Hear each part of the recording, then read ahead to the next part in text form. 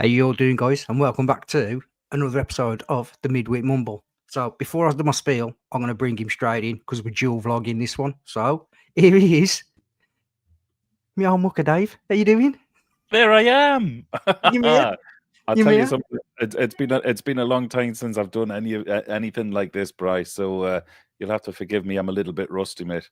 Oh, mate, it's all Anyway, right. It's all great to right. see you, and great to see great to see you're still at this as well. I see your audience figures are increasing. Although after tonight, I might have sent them on an about turn. You won't. Trust me. No, I must admit, like I say, it's. I think it's something that needs a bit of legs to carry on doing. So, and to be honest, mate, I really enjoy doing the midweek mumble. That just getting people on, having guests come on, whether them new guests or old guests, just having them on and just having a chat, just having a chinwag and learning about them as well. Well, I was thinking about this the other day when you'd asked me on, and I didn't know I was coming on by myself, first of all. So I'm a little bit paranoid. So is that because nobody else wanted to come on with me? No, I'll tell you why. I'll tell you why, because I wanted you all to myself. That's what it was. Ooh, it's a long time since I've heard that said by anybody. Don't lie. You make me embarrassed. No, see, the last live or anything like this I did was with the TMF back in January, the beginning of the year. So we're in June now. So this is great. It's good to get scrubbed up and back up to speed. Well, I hope so anyway. You'll have to give me 10 minutes before the WD-40 works. You know what I mean?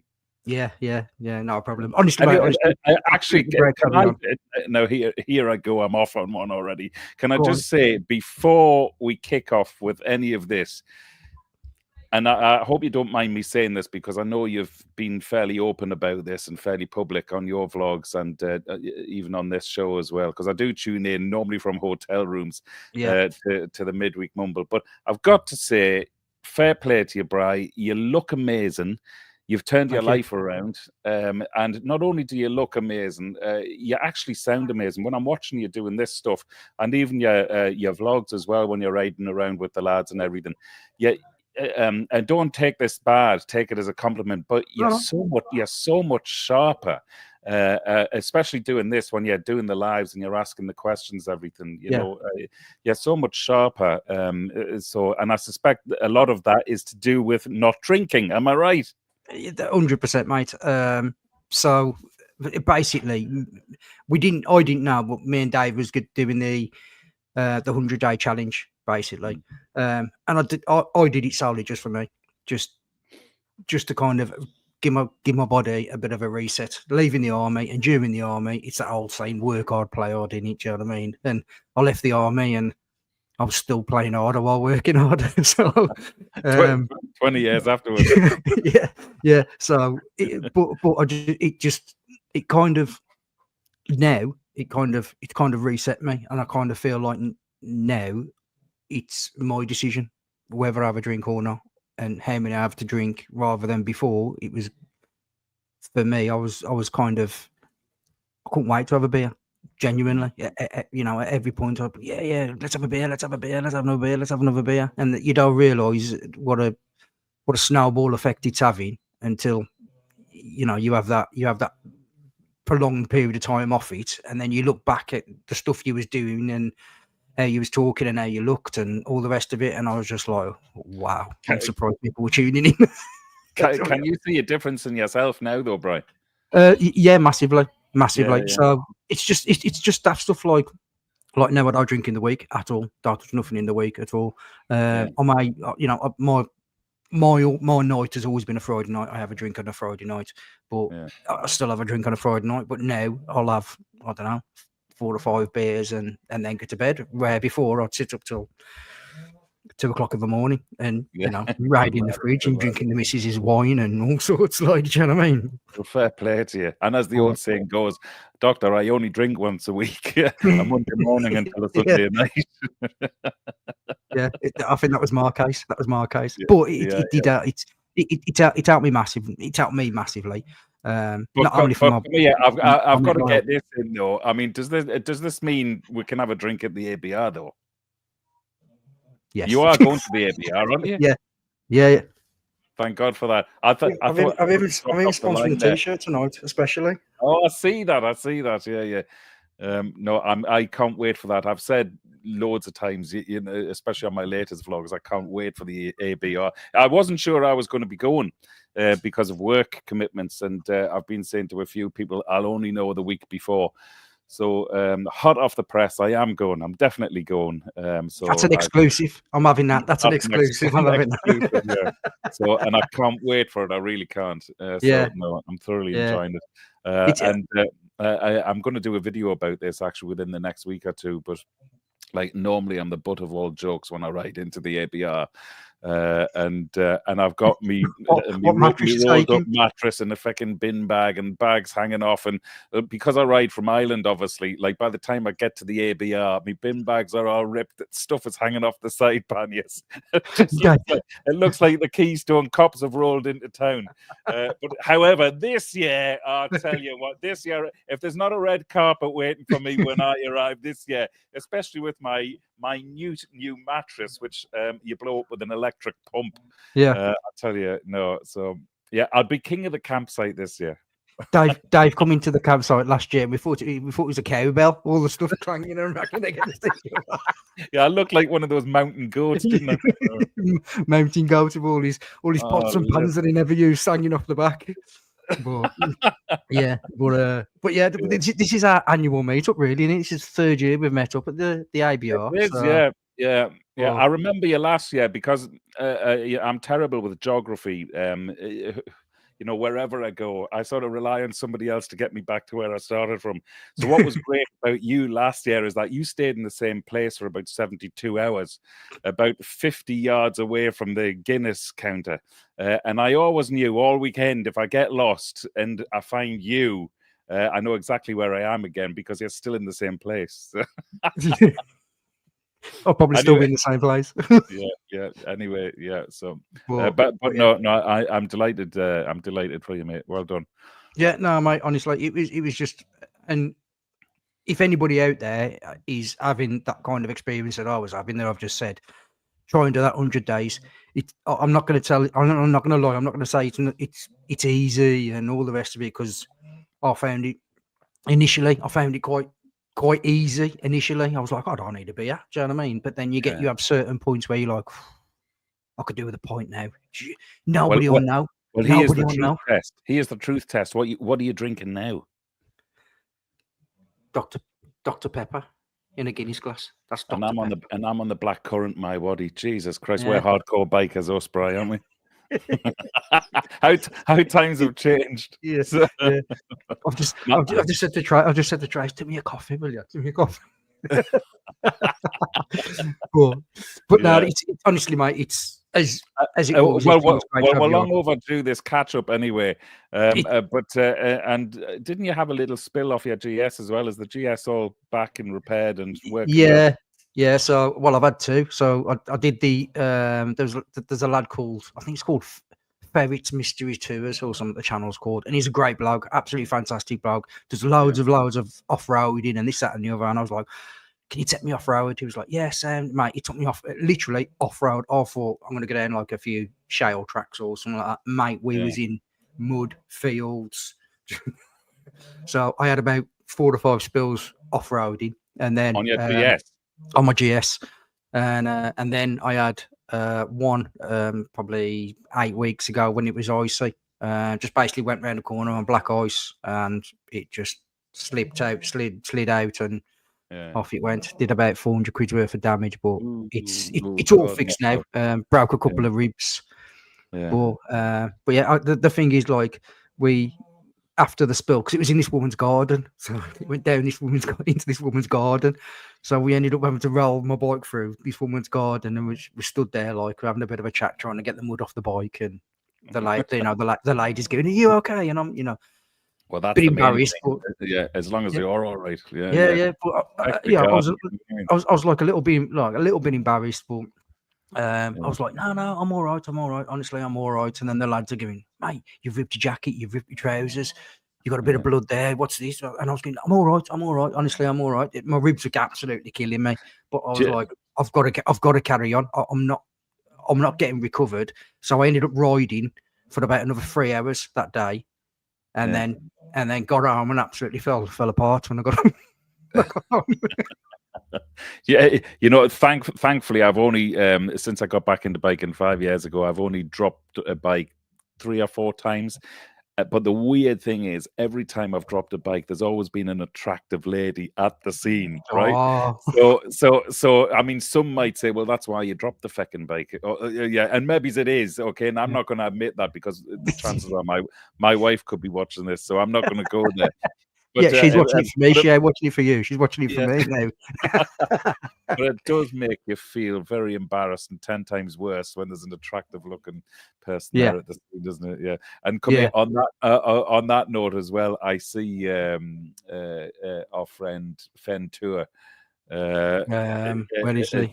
Is asking how I'm getting on with the ESA, because I was just about to say the 1300 GSA. I was just about to say it now. I've had the bike for 6 months and I haven't dropped it yet. I will, because we all drop our bikes. You know, the time will come. And in a way, I'm dying to see what that SOS button does. I've never had that on a bike before, so I nearly want to drop it in the garage just to see if it works. So I've had 2 experiences. So did the SOS button work? Yeah, well, mine didn't. All mine did was beep. And then a couple of weeks the car ago, behind you telling you to get out the fucking way. It probably was. Mate, you in the road? Where's your bike? What you doing? You're all dressed up. Where's your bike? And then when Jay Crazy Legs come off, when we did a little bit of off-roading, he's actually called him. So he's actually worked, where all mine did was kind of just beep along. He didn't actually do anything. So does somebody, like a James Bond film, does somebody turn up at the scene and rescue you? No, so they ring you first just to say, are you okay, basically. If there's no response, then they can tell. Yeah. But by the crash data, they can tell whereabouts you should be. So I don't know what the crash data is, or how they get it, get it from the bike. But yeah, if the bike's been lying for, I don't know, maybe 6 or 7 minutes or something like that, then they'll probably call the emergency services. But all as mine did was beep. That's all it did. And all I did with mine was turn the bike off, left it a few minutes, turned it back on. There was lights absolutely everywhere on the dash.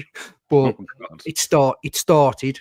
I turned it back off, put it on the centre stand, started it again on the centre stand, and then literally within 2 or 3 minutes, it had all gone off, everything, and it was just back to a normal bike. So yeah, but that's the 2 experiences I've had. Well, in many ways, I don't want to find out what it does. I'll just take your word for it. My bike's been laid down more than most, probably after the last 12 months. So, but yeah, it's but that's what they're made for. That's the whole point of having them in it. Do you know what I mean? Of course it is. Yeah, exactly. Although I don't think I'll ever go off roading on mine, not yet. However, saying that, I'm so comfortable with it. Like I say, 6 months I've had this thing now, and I absolutely love it. Well, you can probably tell by my vlogs, if anybody follows my vlogs. I'm head over heels in love with it. And actually, one of the things which was niggling me as well, and I've just bought this thing. A guy in Portugal makes them, like a Bigfoot thing to go on the side stand, because the side stand is absolutely too short for the bike. And when you get on the bike and then you're trying to use your body weight to make it stand up, God almighty, it's hard work. Yeah, sometimes it's leaning way over, Anyway, with this little thing on the bottom, it's transformed the handling of the bike when you're at a standstill. It's just really amazing. I must admit, when I test ride mine, I just had the box standard GS, because mine's the factory lowered one, so I've got the factory load with the lower seat on. So, but that other one that I had, I was literally on my tiptoes, and I was just like, I'd love the bike, but I can't have it at all. And then there was like, we've got one coming in, like a factory lowered version, which as soon as I sat there and I could get both of my ball and my feet down, and I was like banging. I didn't actually want a GS, if I'm being brutally honest, because like everybody says, everybody's got a GS, but you ride them, and then you just like, you can see why. You can There's see, a reason you can for it. see, yeah. There's a reason why everybody wants one, and if Yeah. they don't want one, it's because they're jealous. I'm going to say it now, so I'm going to get Did loads of abuse now. you see Andy TMF? He's just bought 1250 GS. Yeah, The last of the triple 1250 black, yeah, triple all black. triple black. Absolutely stunning. Yeah, it's absolutely gorgeous. Yeah. So, but there's no way he was going to go to a GSA. No. A 1300. I mean, yeah, there's not a chance. I think his last half dozen vlogs, in every one, he said how much he dislikes the 1300 GSA. So I was going to say he's made his feelings quite clear on that. yeah, on that yeah. GSA, I don't think BMW will be asking him to take one of them for a while. So. Well, yeah, but you kind of look at that. Each to their own. Now, Yeah, now, yeah. now, if I was at all childish, I could have said to him, Andy, I think yes, your Street Fighter is bloody awful, and by the way, your 1250 GS is dated, but I'm bigger than that, you know. So you can't say that because I've got a 1250, so you can't say that. Yeah, of course. No. I saw in one of the comments, what did which is flashed up there now. What do I think of Andy's latest haul or something? Yeah, to the effect of that. And my favorite bike, actually, in case that was going to come up tonight, my favorite bike at this current time is a Ducati Street Fighter V4, and probably in the color Andy's just bought. And then obviously I'm a huge GS fanboy, and I sold my 1200 GS, which was triple black as well. So I'm a huge fan. Yeah, but like I say, I won't be telling Andy. So I'm not bitter. I'm not bitter, not a little bit at all. Honest. No, I'm a pint of lager. Well, going to your vlogs, mate. Really, obviously a lot of people who watch my channel, probably not so many who watch your channels, but obviously I deal with PTSD. So the one that you've literally just done about your mental health and how the bike helps you with, you know, for me, it's like a complete reset. I can be frustrated, down, everything, just really down in the dumps, and you know, it's nobody's fault. You know, nothing's happened. It's just I ain't good on my own up here in myself. You know what I mean? But I can be when I'm sat on the bike. I can sit on the bike. Like when I did the Scottish Little Soldiers run, 10 days I was on the bike there.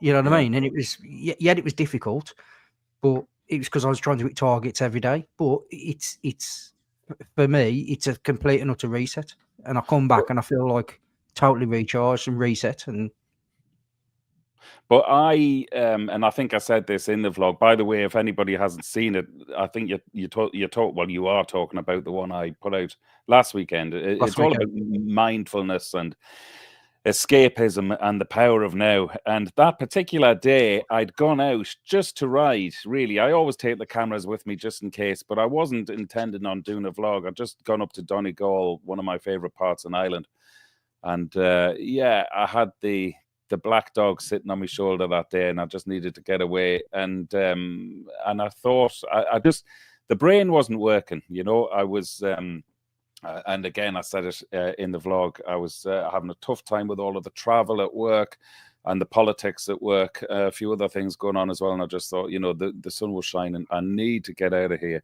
So off I went. And when I was wondering what to talk about, that's how I came up with that. I just thought, well, why don't I just talk about what I'm feeling and what I'm going through in terms of mindfulness and escapism and what I get out of motorcycling, what it does for me. Because so many times, and a lot of your viewers who follow me might know this, that I've only been, in fact, I've mentioned it tonight already, I've only been back into the bikes for 5 years.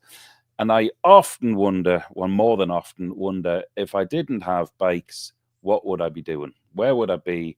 What would I have? What would be my coping process? You know, your coping mechanism. Now, when I was young, I used to be fishing. And then in my 20s, 30s, and 40s, it used to be beer. So you know, when I'm out on two wheels, I just think this was meant to happen. This was meant to be. And how lucky am I? And I think so many of us, especially given the feedback from last weekend's video. In fact, there's not many videos I do where I get so many private messages. Now, obviously, a lot of people don't want to talk publicly, even on the sort of side comments on my videos. They don't want people to know that they're suffering with depression. Oh, his internet's gone. It's incredible. Messages of support and messages of thanks for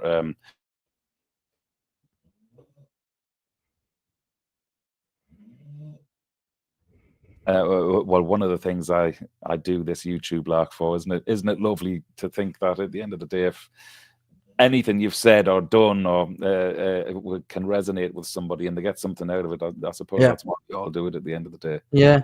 Like I say, it is nice that you do when you get good. You play your heart out and you get some good feedback from it, and it is nice. It is good. It's kind of puts a little bit of faith back in the human nature, and you kind of feel like people am listening. People do feel the same as me. People am struggling the same as me. So it's just nice. So, like I say, mate, for me, I'm quite open about it because I feel through my experiences, I was one of them lads who come out of the army who disbelieved in PTSD. I genuinely thought you need to, as a typical bloke, you need to grow up here, mate. You need to, stand up. Do you know what I mean? All this, like, all you're after is a payout from the army and all this, like, and then it was till I started talking to all my mates who was struggling. And I was like, something ain't right here. We can't all be feeling the same. But that's the era, well, our age, that we grew up in as well. It's a little bit different now, I would hope, if my children were suffering with anything like that they could come to me and, I'd have a much better understanding now. But I remember going to my parents when I was in my teens, actually. Let's not go too deep into it. But I went to my parents because back then, I didn't know what was going on. Not many people did. My parents certainly didn't. My parents basically gave me a kick up the ass and told me to get on with it. Actually, one of the funny things when I was a young teenager, I might have just turned into a teenager. My parents were very concerned about me not being able to speak and have a conversation or hold me own or chat to anybody, So they bought me a CB radio to try and help this and encourage me to have a bit of chat. And so what was your call sign? I blame the CB radio. So what was you got to have had your own little call sign. What was your own little call sign then, Dave? That's what the next question is going to be from everybody in the side chat. It was called a handle. It was called a handle. My handle was Kingfisher, and here's another useless little bit of information. So I was a young ornithologist. I used to love going off at the weekends on my bicycle and my binoculars, and I used to love just basically sitting watching birds. I know the connotations and all the jokes which will come afterwards in my later teens, but so that's why I called myself Kingfisher on the CB radio. And up until last year, I'd never seen a kingfisher. And there's a lake near us, and I took a notion a few years ago. I thought I'll go out and buy a couple of kayaks, and I think we've used them 5 or 6 times so far. Nobody's really into it, but I love it. And off we went on the kayaks, me and the missus, for the day, and we were going down this little stream off the lake. And lo and behold, a couple of kingfishers were doing their thing, looking for fish in front of us. This little flash of blue, and it was just one of the most beautiful sights I've ever seen. And I thought, wow, if I only knew then, when I was 12 or 13 years old, called Kingfisher on the CB radio, that I wouldn't see one until now, living in Ireland. I wouldn't quite have believed it. But anyway, that's my kingfisher story. Do you know something? When I go out for a spin on a motorbike now, and I'm doing a vlog, this is the other thing, because I've been so waylaid with work. I've been here, there, everywhere this year with work. It's crazy, and because I'm freelance, I'm very much a yes boy, In fact, I always say, if I could split my tongue in two, I'd lick 2 different backsides at the same time, just to get the work. You've got to make it when the sun shines. And anybody who's freelance and self-employed, we all have that bug. I call it freelance-itis. And I'm a basket case at Christmas time because everything shuts down. But when the phone doesn't ring, I keep thinking, this is it. It's ended. My life is ended. I'm over. I'm a has-been. I'm a dinosaur. I'm just going to vlog for the rest of my life. What was I going to say? Oh, yeah. So more often than not, when I go out on a motorbike now, I find myself talking like this. And I don't know if it was a switch which just flicked a couple of years ago on me, where, and I think it comes from all the feedback you get and the comments you get when you release a video. But, they're like me mates now. So when I go out and I'm by myself on the bike, I still feel as though I'm having the crack with my mates. Yeah, and that's really nice because I'm. This is so funny. Sorry to interrupt you there. No, so you did say I'm having you on by yourself. I hope you weren't worried that there wasn't going to be enough to talk about. So when I'm riding around and I forget, I've gone off in a bloody tangent already. What was I saying? I'm gonna stop. So what I'm gonna say is, you give me a bit of praise, I'm gonna give you a little bit of praise now. So when you first started your channel and I started watching your channel, you could see how you look now to how you look back then, how awkward you could see when you was talking to camera. It was really quite not. It wasn't you. Yeah, it was you talking. It was you talking, but it wasn't your posture, your words. It was kind of more scripted. And I'm not a fucking presenter, I'm a cameraman. Where now it's a bit more relaxed. It's you. You use your own you've got your own mannerisms in there. You've got your own slang words and all the rest of it. And I think that's why probably your channel's progressed so much, because you're a likeable bloke, and everybody kind of sees a little bit of them, in you, with the way you talk and express yourself and all the rest of it. So I often think when I'm doing the editing, I hate doing the editing, if I'm totally honest. Editing's not my bag. And when I'm looking back at myself and listening to the shite I come out with half the time, and I often think, I just hope with every video, and I touched on this when we were talking about the mental health one from last weekend, if somebody takes something from anything, from any video I've made, then it's worth doing, Yeah, 100%. And I don't mean the keyboard warriors telling me at 11 minutes and 42 seconds, you need to address your foot position with your left foot because it's slightly angled. Fuck off, So, and I'm getting more of that now as well. But obviously, that's testament to the channel growing. So, yeah. I mean, the very few are I get it. So. I met up with Richie a couple of weeks ago, and Richie's gone off now, hasn't he? So he's at the Picos, and then he's off to that absolutely fantastic holiday with Honda that he's doing. Oh yeah, that sounds brilliant, that mate. But yeah, anyway, we met up, and he put it on his little group, and he was like, right, and we're meeting at this new cafe, and we're gonna have a bit of bite to eat and blah blah blah. And then we was all just stood round, and I walked over. I was like, mate, let's go somewhere. Let's just not stop here. Let's go somewhere. And he was like, yeah, okay then. So got our heads together and was like, right, we're going to go over towards Monash. So he was like, yeah, sound right then. So I've pulled at the back of Richie because my battery was dead on my Pat Talk, so I couldn't talk to anybody. So I was like, right, I'm just going to sit on the back of Rich and just follow Rich. So there's about 20 of us. In hindsight, looking back, I did say it on the video, we probably should have done the drop-off system, but I don't even think about it, if I'm being brutally honest. I was just riding with Rich. But anyway, there's one point. Me and Rich set off, and we are progressing. We're progressing, and yeah, I had a few comments there saying, I know that section of road, and you're not doing the speed limit on that section of road. Why have you blurred your speedo out? Why are you doing this? Why are you doing that? I know from that point, that tree, it should be 2 minutes. And you've got there in, 33 seconds. How have you done that? What speed was you doing? I was just like, wow, man. Some of you have proper looked at that video. Do you know what I mean? I've just chucked it together. And some of you are proper looking at that, like really in depth. I I think I took a lesson out of Bruce's book. I think it was Bruce who said it. You know, with the keyboard warriors, he said, just ignore them. Just ignore them. Don't even respond back. Say nothing. Just leave the message hanging. I can't.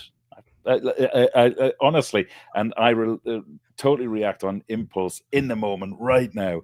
And some of the comments really get me, and I just have to. And now, more often than not, I'll send a message straight back just to get it out of my system, like I'm venting, you know.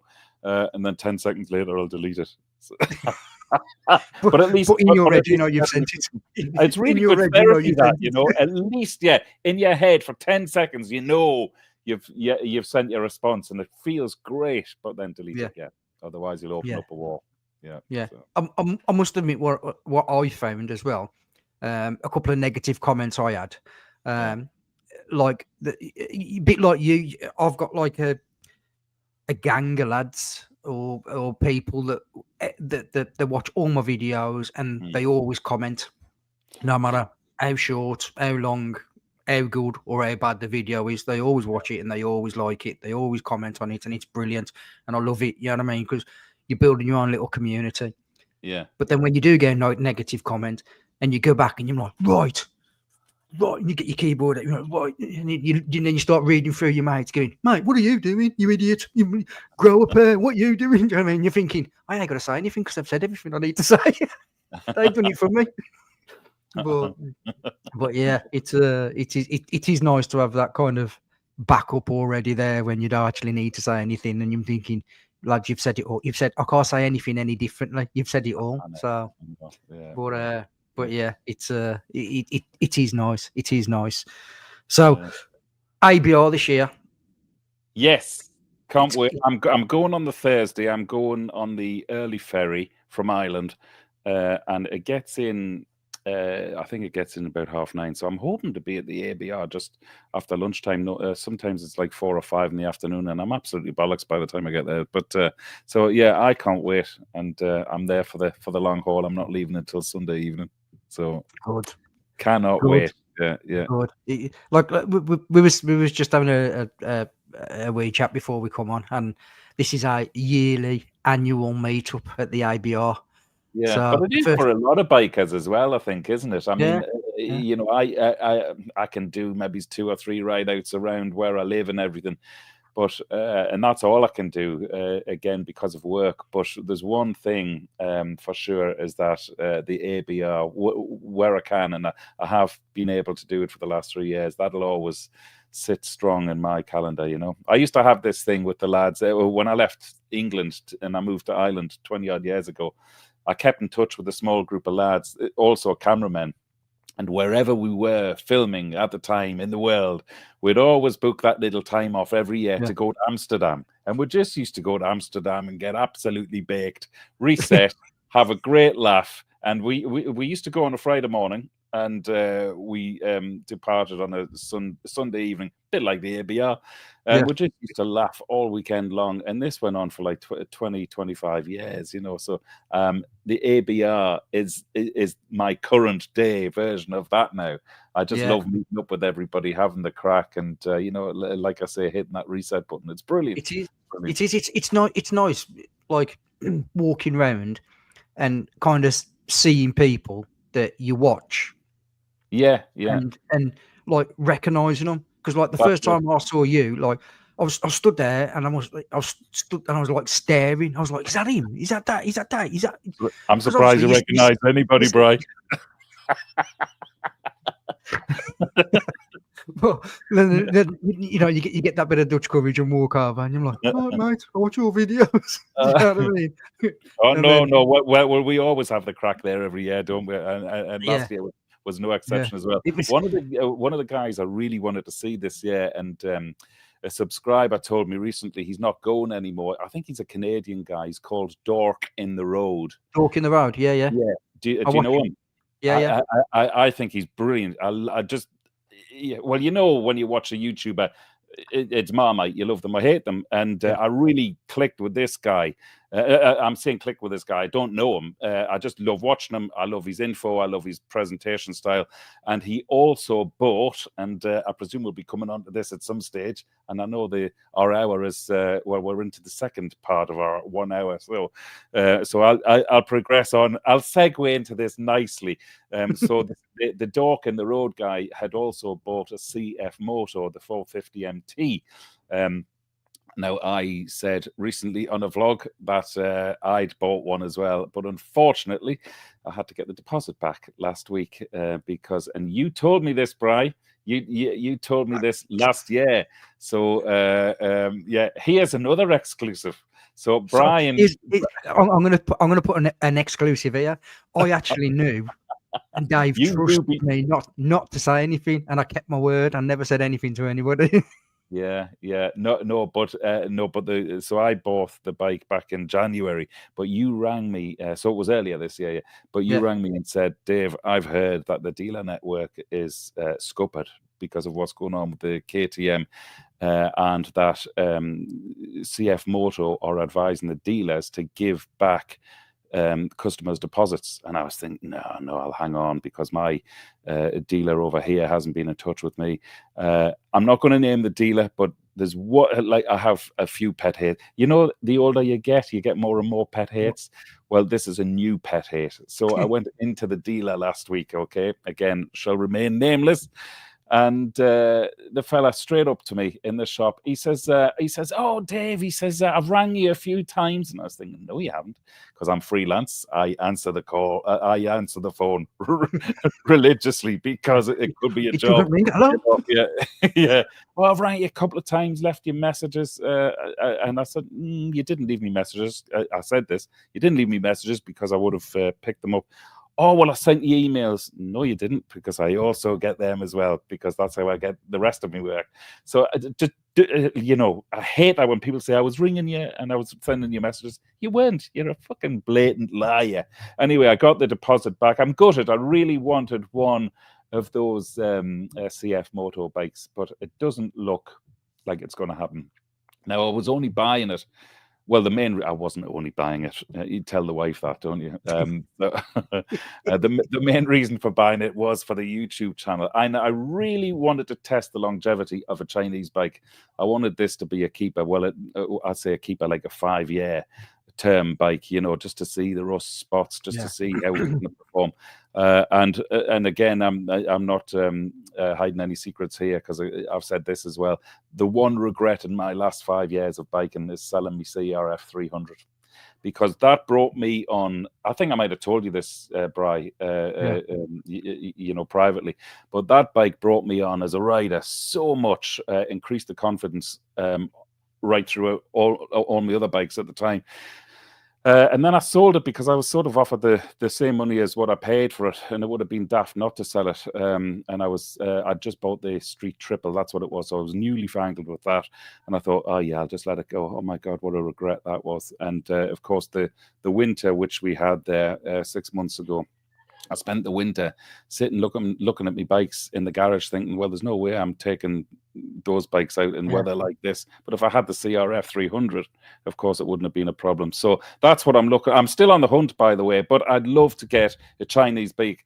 Actually, when we go to the ABR, Cove have a stand there. A few other Chinese manufacturers are there as well. So I'm hoping they're going to be displaying their wares, and I'm hoping that I'll be coming home from the ABR thinking, right, I'm going to get one of them, because I love that bike. So one of the lads, in fact, I think it was an Irish lad there last year, he had one, the Cove 300. You were looking at one, Bri, weren't you? Yeah. Oh, that's what I was looking at. I was looking at either the Cove or the Vosges. The Vosges, the Vosges, that's what I'm thinking of. Yeah, that is right.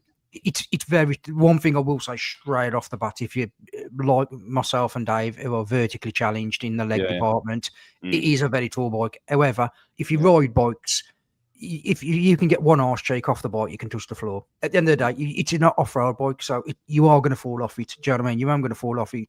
But for me, when I bought that 450, it was electric start and a kickstart, but it wouldn't start off the electric start all the time. And because I bossed my pelvis when I was racing, I was just really struggling to keep kicking it over and over and over and over. My pelvis just couldn't hack it. So I ended up selling that 450. But I keep going back to the Vosges 300 because of the price. You know, over in the UK, it's £3,700 on the road. That's incredible. It's, you know, and everybody I'm one of them where I'll sit and watch somebody ride that bike and watch all the content that they're putting about that bike, so I can hear that one negative point, so I can do my research on that one negative point, and at least then, in my own head, when I buy a bike, I'm like, right, I'm not going to see if I like it. I want to go and see these negative points with the bikes. Can I work with that negative point with the bike? And if I can, then yeah. But I'm at the minute, even now, I'm actually looking at the Vosges 300. Pardon me, the Vosges 300 rally. Yeah. So I'm actually waiting for two in my local area. There's two dealers, both waiting for one each to come in. So as soon as they come in, possibly, maybe before the ABR. But wow, that's what I'm going to go for, because I've just heard that many good things about them. It's I know. Yeah, no, I'm and for the money, it's phenomenal. £3,700 for a brand new off-road bike with a 4-year warranty and service. Now the service intervals are very short on them. That's the only thing. But then, you know, with something like a Vosges 300, I wouldn't be doing massive miles on that anyway. I think, if I remember rightly, in kilometers, the service intervals like every 5,000 kilometers or something like that. So it's half what a normal bike would be, if you like, really, every 10,000 kilometers. But 5,000 kilometers on a 300 around the back roads, that's a year for me, and I probably wouldn't even do that. I was going to say, you know, when you're looking at that, and that's what you're going to think about. It's an off-road bike, so you know you're not going to be going out doing 300 miles a day. You know, if like when I took that BM off, we did over about a 4-hour period. I did 125 mile, and we stopped for a brew at like 1 o'clock. And he was like, right, bro, what we'll do is, he goes, little map out. He went, we'll go round it. And I went, mate, stop. He went, what? I goes, I'm absolutely chin strapped. I said, I'm not going to picking that bike up. I said, so I ain't going off road with that anymore. I goes, I'm absolutely chinned. I was the next day, mate. I was aching like I'd been to the gym. Well, this is the other thing. So the reason I was going to go for the CF Moto, the 450 MT, was because I wanted something decent to get me to the off-road areas, rather than taking a bike in a trailer sort of thing. You know, I wanted to ride there. The CRF 300 was crap at that part, but when you got it onto some muddy ruts and everything, that sort of is where it excelled. But it was crap on the road, I thought. So I thought the 450 MT would really sort that problem. The only problem is with the CF is that it's quite a heavy bike. So as you were saying there, when you spend a day picking up a bike like the 450 MT, it's over 200 kilograms. You know, he's just woke up. There's your dog. There's your dog back. He's got to make an entrance, are you? Well, you either hear him barking or farting or snoring. Yeah, snoring is the main one. Snoring is the main one. We've got a crow. We've got a crow at the minute. So we live in the middle of nowhere, and we've rather a lot of animals, too many for my liking. Bone of contention. And so I came back from a job where I was in Sweden again this week. We were in Tallinn. Me and the missus had a little trip over to Estonia last week, Tallinn. If anybody is thinking about going there, oh my God, it's the most beautiful city I think I've ever been to. I was there a few years ago, and but on a job, and I always said to myself, oh my God, I'm going to bring the missus back here. Anyway, the planets aligned, and off we went. But from Tallinn, I went to do a job in Sweden. Came back from Sweden. My wife's home at this stage, so we've got a crow now. So 2 magpies had attacked a crow's nest. So with all of the other animals we now have a fucking crow. So I've laid down the law, because I'm the one who wears the trousers in my house. Okay, I've laid. I hope to God you're not watching. I was impressed you said it, to be fair. And there's a little bit of belief there. I've laid down the law, and I said, if I come home from work and the crow is in the kitchen or anywhere inside our four walls, I said, that's it, I'm gone, I'm leaving. So you always know it's bad news when they give an animal a name. That means it's staying. It's staying. So, yeah. So we have a singer currently doing well in Ireland called Cian the Crow. So they've called the fucking crow Cian. That's class. That's class. I think Russell would have been a little bit too obvious. So. Yeah, I was going to say Russell would have been the main one I'd have gone for. But yeah, he's my dog. He probably knows more about me than anybody else. He knows more stories than the counsellors. Put it that way. He's watched you change, Bri. He's seen you metamorphosize. I have. Yeah, he's gone. I remember him. He used to be a bit of a chubby, and we lost a bit of weight. He's probably looking at you thinking, "That's not my master." Well, yeah, man. Yeah. Should we read some of these questions? We've got loads of comments I see there in the side chat. I always feel guilty for this because no, mate. I mean, to be fair, like I say, a lot of these they've been having their own little chat. If I'm being honest. Oh, well, that's great. That's great. Yeah, they have been having their own little chat, but they've one from Davey saying, "Do you do the memorial, the Dunlop Memorial? Did you visit the Joey Dunlop Memorial?" Oh yeah, who's saying that? Yeah, I was there, so I did a video about it as well. Sorry, the one in Tallinn. No, I didn't. I didn't because we didn't have time. But I was speaking to a few people about it, like taxi drivers. Like the second language there is English. The first language is Russian, especially with the older generation because they were under Soviet rule for so long. But everybody speaks English. So I was speaking to a lot of the Uber drivers about it, and everybody over there knows who Joey Dunlop was, and in fact the race hasn't been held since he died. What was it, 2005, 2006, I think, when he died, and they haven't held the race since, which I thought was a lovely sort of mark of respect, really. But no, everybody knows who he is. I would love to have gone to visit the memorial, but I sort of promised we went over there as well because it was part of my wife's 50th birthday present. And I said, I promised her a motorbike-free weekend. So I sort of had to stick to that. So even visiting Joey's memorial, I think, might have got me a few funny looks. There you go, 2000 he died. So, 2000, was it? Yeah. Wow. My God, it's so long ago, what a legend. Yeah. Anyway.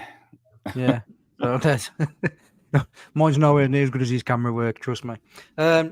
So have you got any other trips planned apart from ABR? Motorbike wise? Yeah. So any you can tell us.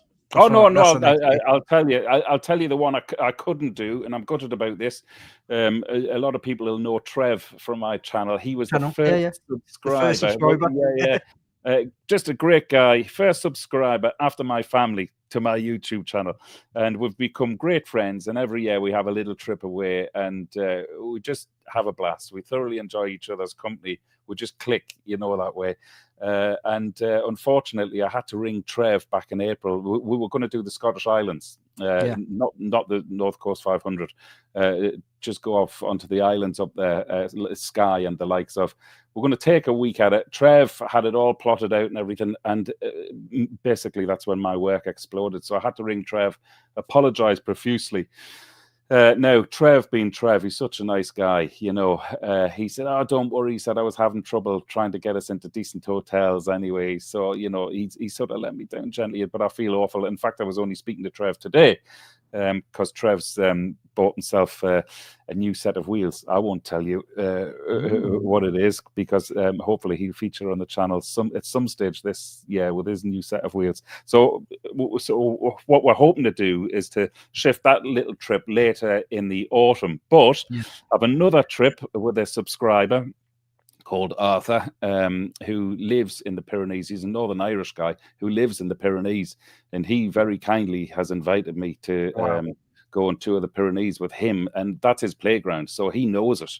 And he's also offered me any one of his bikes, and he has quite a nice collection as well. So Nice. so we're planning to do that in September. And then what was the other thing I was just in Ireland really. I haven't got any of the, I mean, last year of course was the big one. It was Route 66.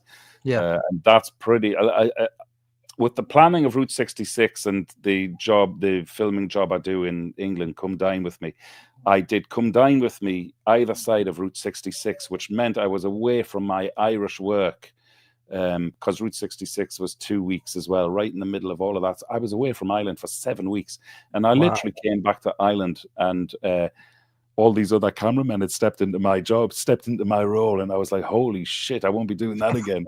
So that's why I said this year I've pretty much got to stay close to home. So apart from those little trips I've mentioned, it'll be trips around Ireland for the rest of the year. But saying that, and again, and I'm not trying to plug my channel by any means here, but if you haven't been to Donegal, well, anywhere in Ireland really, but this year I seem to have gravitated to Donegal for whatever reason. You know, I've made 3 or 4 videos up there alone this year. Just go and take a look. The scenery is breathtaking. It's breathtaking. You know, I just love it. And the beauty for me is it's only 2 hours away from where I live. So, you know, if I leave at 7, I have breakfast up there when I get to Donegal and spend the day riding around. It's just, it's one of those places when you're up there, you know, and I've said this again to a few of the lads, you don't need to go anywhere else when you've something like that. We're absolutely spoiled. I've always said it. Ireland is a bike's mecca, the most incredible playground. You don't need anywhere else to go, you know. That a little bit similar to what happened to me last weekend. So basically I left work on a Friday, and I had to go from where I work in a place called Swinnerton, which is basically Stafford, in between Stafford and Stoke, over to a place called Borth in Wales. And off I went, just, you know, plotted it into my sat-nav, twisty routes on my BM sat-nav, and then off we went. Next thing you know, 2 hours later, I got through Shrewsbury, and I was just like, hit these mountain roads, and I was like, wow, never seen nothing like this. So I pulled over, put my cameras on, and literally I must have rode for about 20 minutes with my cameras on, going through these wind turbines, which are absolutely massive in real life. I was absolutely flabbergasted how big they are. You walk out, the bolts were as big as your head, and you're just like, wow, that's a proper big bit of kit, that is. And then like I say, so I've done a video coming up this Friday.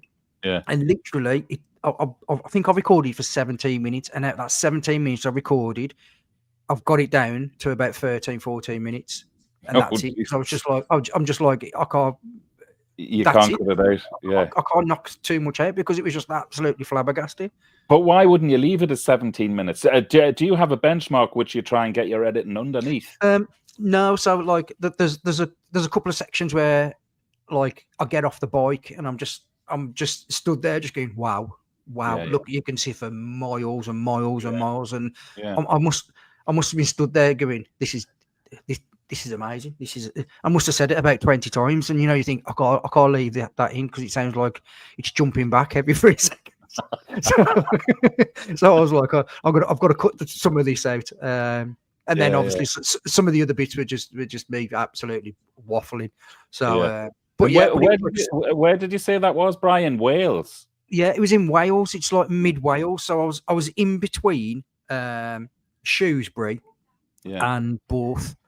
I don't know the name of the road. I don't know where I was. I've tried to Google it, where I was and everything. I just haven't got a clue. But it was actually, I forgot to mention there when you were asking me about the trips and tours and everything. A couple of months ago, I went to Wales as well. Oh, he's paused right at the wrong moment. Hold on, mate. Hold on.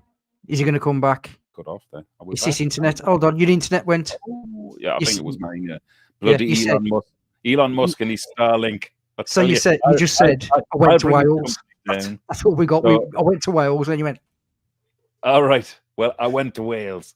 The first couple of videos have already been out, and the last one is going to be coming out after the ABR. but I've never. Of course I have, because I live in Ireland. But it's a very close second to Ireland. The scenery in Wales. What I loved about Wales is that in Ireland, whilst the roads are incredible and so designed for bikers, and the scenery is breathtaking, you have that in Wales. But one thing I noticed in Wales is that the roads are longer, so you're on the roads for much longer. You sort of run out of road a little bit in Ireland.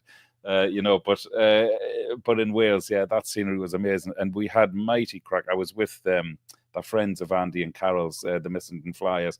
I met them through Andy and Carol at the ABR, and they came over to Ireland last year, and they toured the Wild Atlantic Way. I could only join them for one day, but they said, we'll return the favour, get yourself over to Wales and we'll show you around Wales. So we were over there for 4 or 5 days, and honest to God, well, it's on your doorstep. I mentioned annual pilgrimages, Amsterdam and the likes of. I think Wales has to be on that list as well. Once a year, I have to get to Wales on a motorbike, because I came back a different person. It was just cleansed or something. It was beautiful. Yeah. That's what we do when we go up into the lads in Scotland. It's like I've been up there 3 or 4 years on the bounce now. See all the motor blogs up there, like Aegis Whisperer and Zed and ADV Biker Buster and all them. And it's just it is about the riding, but it's also about getting in the pub afterwards and having a few jars and just having a crack with them. But yeah, and then I've actually, whilst I met Rich, we had a bit of a talk, and he was just saying that unfortunately one of the lads who was going on his Pecos trip has had to pull out. And I was like, oh, that's unfortunate. Do you know what I mean? And he was like, yeah. So there's a spare spot if you want a spare one. And I was like, oh, okay then. I was like proper sneaky. I was like, don't offer it anybody else yet. I went, give me like a couple of days. So are you going? Yeah. So September we're going to the Pecos with Richie in September. Do you know there's something to be said for going anywhere with somebody who knows the roads and knows the area, and somebody who's done it as many times as Richie has. That's just invaluable. I think I certainly, when I did Wales and went with that gang, I just thought, there's a real hidden secret here, but one I shall value in the future. So whilst I love following me nose and riding by myself, in places I've never been to before, there's a lot to be said, especially if you're only away for 2 or 3 days. There's a lot to be said for going with people who know the area. How long are you going away on the Pecos for? 4th to 11th of September. So yeah. And there shall be no beer taken. I don't know about that. I don't know about that. But yeah, it was just one of them. He just says, it was just in conversation. So I was like, mate, just please don't offer it anybody else at the moment. Yeah. Can we keep this between ourselves? I said, let me get home. Let me have a look at the diary. Let me have a look at the finances. And then I was just like, because when we've been away with Richard for overnights and stuff like that, so I had the bank account. So I was just dropped him some money in the bank account, and then he messaged me. He was like, "You coming?" I was like, "Yeah," like 2 kids. Brilliant. Yeah, but yeah, brilliant. It was it's just good because I've watched that many other channels who've been with him, and also done the Pecos on their own. It was just flabbergasting, honestly, and to think that I'm going to be going, I can shoot my own little stuff as well. I'm jealous. I'd love to go on. So yeah, like that. So right then, mate, we've been on 58 minutes. Have we? just the two of us. Just the two of us. I haven't even started. There's loads I want to speak about yet. He's only just getting warmed up. Yeah, exactly. Yeah. We need next time. We need a 2-hour slot, not a 1-hour slot. Was anybody asking anything which we really should have answered? I'm just scrolling down the. I'm just going through it myself. The way really burning questions. I'm sort of occasionally looking at who's there in the side chat, and so many names I recognise. You can't even mention one person. You've just got Pecos Paul Mark from Leeds, Llama Farmer, absolutely ripping you. Apart from that, oh, are they? Yeah. Just saying, can you give Brian a word in Ed Race? Yeah. But now, honestly, that's gone. That's absolutely flown. That's I hope all those boys are going to the ABR as well. You know. I know Mark from Leeds is because I'm meeting him beforehand. Is Mark going? Is he? Yeah.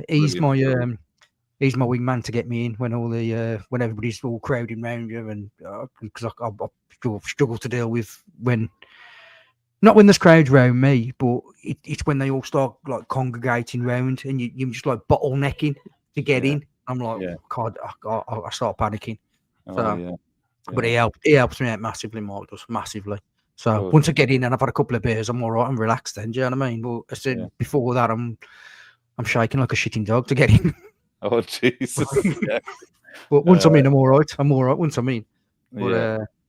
But yeah, it's I'm just so looking forward to the ABR. And I'm going to say it now, if any of the lads who are going to the ABR, if anybody's watching, and you do see either us at the ABR, mainly Dave, if you do see Dave, go and say hello to him because he's really nice. And if you come and see me and say hello to me, make sure you get a Guinness. Because last year when there was me, Rich, and Dave talking, all I was doing was taking photos of people. Yeah, lads, get in there. Don't be daft.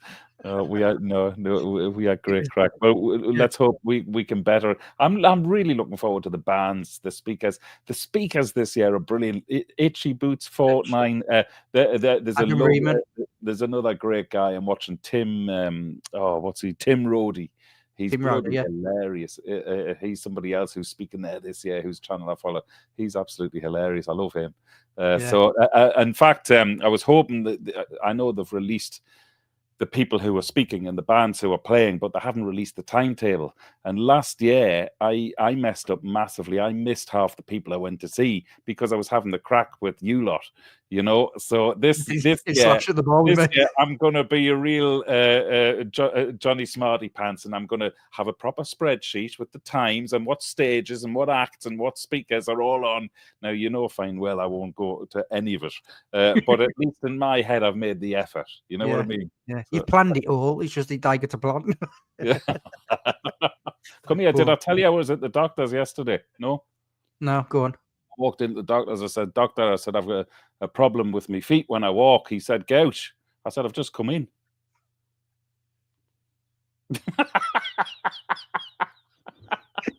They get worse. They don't get any better. They get worse. They do get better. They get better when you have a pint. So. Yeah, 100%. They do get better when you have a beer. But genuinely, we had 63 watchers at one point. So everybody who watched and everybody who's in the side chat asking questions, having their own little banter, having their own little side chat. Genuinely, thank you. For me, it means a big deal, like, you know, having this little chat on a Wednesday night to me muckers, and having you guys in the side chat as well, taking the time and the effort to come and sit down, have a chat with us and listen to us. Even though we didn't read any of it out, sorry about that, but as long as you're having crack in the side, I didn't read any of it out, but if you watch it back, because then my views will go up. But no, if you watch it back, I do put most of the comments underneath me, so yeah, it's that most of the comments will be up there. So if there is a question, I usually put it up. But yeah, a lot of it was just asking about the, you know, what we're doing at the ABR and if we go in and what you're doing, what the, you know, all the rest of it, just general questions. But we covered most of it in the chat anyway. So it was it's been absolutely brilliant, Dave. Yeah. Well, please don't leave it. Please don't leave it 8 months again. All right. No, thanks so much for having me on. I've thoroughly enjoyed it. I always love having the crack with you anyway. I'm pleased I hadn't dried up. I didn't know how it was going to be, especially when I came into, what do they call it? Enter the studio. You enter the studio, and I'm waiting to see all the other lads, and then I realize it's just you and me. I brought him into the studio. He was like a naughty kid at school, waiting to go in the headmaster's office. Like, "Oh, mate, how you doing?" Calm down, mate. Relax, smile. You're all right. You ain't trouble. You ain't trouble. But thanks a million for having us on, Bri. Great to see you again. And once again, seriously, congratulations, mate. You look great and sound great. Appreciate that, mate. Genuinely, I might give your buttocks a little squeeze when I see you with the ABR. I'll give you half an hour to pack that in then. So on my side, on my outro, if everybody can stay safe, keep your family safe, and all do one thing, which is smile. That's my outro. So, as usual, guys, it's been absolutely brilliant, and thank you. So, until the next time, that's Really Good TV and the Peaky Biker out of here. See you all soon. And I can't believe we're really going. That it's 9:05. That flew over. It's blew over. Thanks a million. See you all later. See you all later.